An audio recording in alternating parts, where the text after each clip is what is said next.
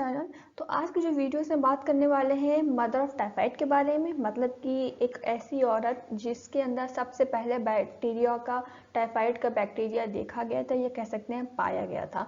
तो जो mother of typhoid थी उनका मैं नाम अभी से रिवील कर देती हूँ। उनका नाम था मैरी मेलन। तो 23 सितंबर 1869 में उनकी पैदाइश हुई थी और ये एक आयरलैंड का एक छोटा सा विलेज था कुक्स टाउन, वहाँ पे इनकी पैदाइश हुई थी। ठीक है, अब हम लोग जो भी यहाँ पे बातें करेंगे, यहाँ पे पूरी स्टोरी, मैं आपको पूरी स्टोरी बताऊंगी टाइफाइड की और मैरी मेलन की पूरी स्टोरी बताऊंगी। बहुत ही सिंपल लैंग्वेज में बताऊंगी ताकि हर किसी को ये बात समझ में आ सके, स्टोरी समझ में आ सके और ये स्टोरी थोड़ी सी इंटरेस्टिंग भी हो सके।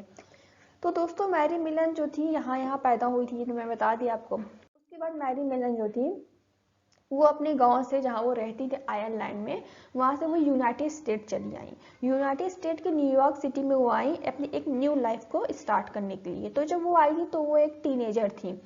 तो न्यूयॉर्क सिटी में आने के बाद वो घर घर जाकर खाना पकाने का काम करती थी। तो 1900 से लेकर 1907 तक उन्होंने ये काम किया, घर घर जाकर खाना पकाने वाला जो काम होता है उन्होंने ये काम किया। फिर 1906 की बात है, एक लैंडलॉर्ड थे। तो ये लैंडलॉर्ड जो थे उन्होंने अपना घर रेंट पर दिया हुआ था बहुत सारे लोगों को। तो उसमें एक बैंकर की फैमिली थी और बहुत सारे सर्वेंट्स वगैरह भी थे जिनको उन्होंने अपना घर रेंट पर दिया हुआ था। तो जो लैंडलॉर्ड थे वो इस बात से परेशान थे कि उनके घर में जो लोग रह रहे हैं रेंट पर, उनमें से कुछ लोगों क्या हुआ था, टाइफाइड फीवर हो गया था। तो इस वजह से परेशान थे कि फीवर इन लोगों को हो गया है, तो फीवर कैसे हो गया है। तो लैंडलॉर्ड ने क्या किया, एक आदमी थे जॉर्ज सोपर।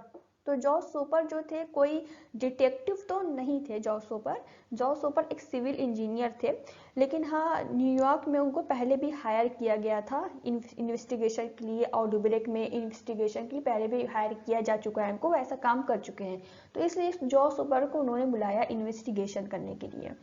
तो जॉर्ज सोपर जब इन्वेस्टिगेशन करने के लिए आए तो उनको समझ में ये तो आ गया कि ये बीमारी फैली हुई है, ये किसी एक इंसान ने फैलाई है, किसी एक इंसान के द्वारा फैली हुई ये बीमारी है।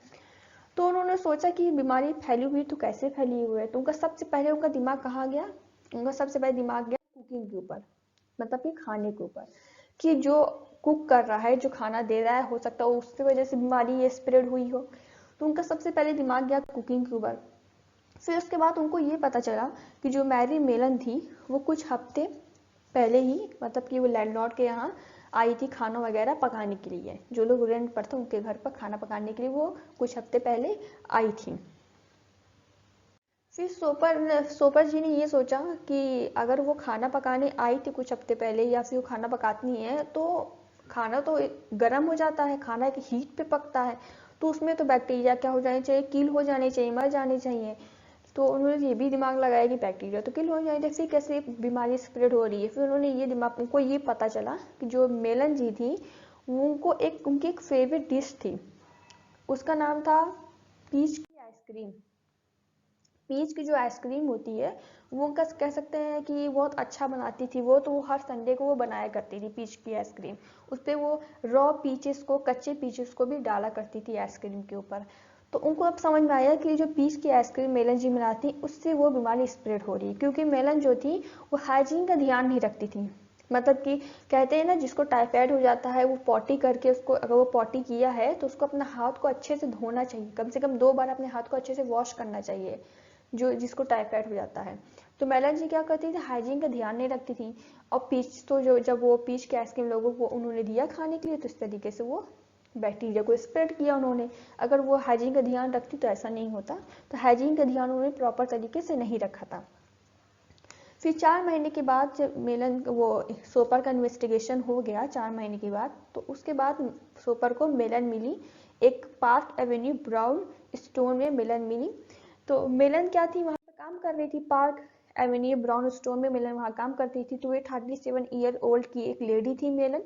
और फिर जब सोपर ने उनसे कहा कि आप अपना यूरिन दीजिए इन्वेस्टिगेशन के लिए, तो उन्होंने यूरिन देने से मना कर दिया। कहा कि मतलब मैं यूरिन अपना नहीं दूंगी इन्वेस्टिगेशन की। मतलब उनको यकीन ही नहीं था कि उनको कोई बीमारी है, वो इस बीमारी को स्प्रेड कर रही है। पहली बात तो उनको इस बात का यकीन ही नहीं था। उसके बाद एक आदमी थे डॉक्टर एस जोसेफाइन बेकर जी। एक क्या थे, वो एक एडवोकेट थे हाइजीन और पब्लिक हेल्थ में।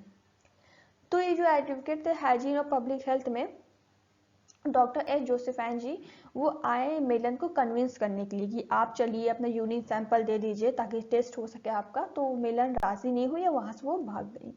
उसके बाद पुलिस वगैरह जो थी उन्होंने मिलन को पकड़ा और पकड़ के वो लेकर आए मिलन को। उसके बाद उनका टेस्ट हुआ मिलन जी का, और टेस्ट में वो क्या निकली, पॉजिटिव निकली। तो मतलब वो भाग गई, फिर उनको पकड़ा गया, फिर उनका टेस्ट हुआ, फिर पॉजिटिव निकली। पॉजिटिव जो निकलने के बाद मिलन जी को क्या कर दिया गया, क्वारंटाइन कर दिया गया। उनको क्वारंटाइन कर दिया गया। और सबसे बड़ी बात ये थी कि मिलन में कोई सिम्टम्स नहीं थे, एसिम्टोमेटिक थे, नो सिम्टम्स थे उनके अंदर। इसलिए उनको पता भी नहीं था कि उनको कोई बीमारी है या दूसरों को ये स्प्रेड भी कर रही हैं अनजाने में। तो उनको इस बात का यकीन भी नहीं हो रहा था कि उनको कोई बीमारी है और दूसरों को स्प्रेड भी कर सकती है, इस बात उनको यकीन भी नहीं था। तो डॉक्टर ने मिलन से ये कहा कि आपकी बीमारी का एक ही इलाज है, वो ये है कि आपको गॉल ब्लैडर निकालना पड़ेगा। तो मिलन ने इस काम के लिए, इस चीज़ के लिए रिफ्यूज़ कर दिया, पूरी तरीके से मना कर दिया कि मैं अपना गॉल ब्लैडर नहीं निकलवाऊंगी। फिर ये बात 1909 में मिलन ने डिपार्टमेंट ऑफ हेल्थ पर ये आरोप लगाया कि मुझे बेवजह मतलब कि कैद करके रखा गया है, क्वारंटीन करके रखा गया है, अब मुझे छोड़ दिया जाए। तो ये बात जो थी जो सुप्रीम कोर्ट तक पहुंच गई थी, और सुप्रीम कोर्ट ने इस चीज़ को रिफ्यूज कर दिया गया था, मना कर दिया गया था। कहा गया कि मिलन आपको अभी क्वारंटीन रहना पड़ेगा, आप नहीं निकल सकती बाहर। उसके बाद अगले साल ही न्यू हेल्थ जो कमिश्नर थे उन्होंने मिलन को रिलीज कर दिया। लेकिन उन्होंने रिलीज कैसे किया, एक शर्त रखी कि आप किसी के लिए खाना नहीं पकाएंगी, खुद के लिए पका सकती हैं लेकिन किसी और के लिए खाना नहीं पका सकती हैं आप। तो मिलन ने इस शर्त को राजी कर ली, इस शर्त को उन्होंने मान लिया कि वो कुकिंग नहीं करेंगी। फिर उसके बाद कुछ टाइम बाद ही मिलन ने क्या किया, कुकिंग करना स्टार्ट कर दिया। कुछ टाइम के बाद ही मिलन ने कुकिंग करना स्टार्ट कर दी। एक रेस्टोरेंट था, स्पा था और एक हाउस था जहाँ पे मिलन ने कुकिंग करना स्टार्ट कर दिया था।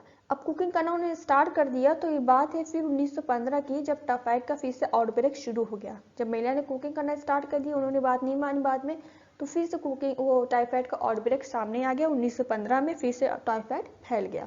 तो फिर सोपर ने इन्वेस्टिगेशन किया, और सोपर को इन्वेस्टिगेशन के बाद ये पता चला कि मेलन जो थी वो अपना नेम चेंज करके मिस ब्राउन बन के खाना पका रही थी रेस्टोरेंट में। ये सोपर को पता चला। उसके बाद जब सोपर को ये चीज़ें पता चल गई, इन्वेस्टिगेशन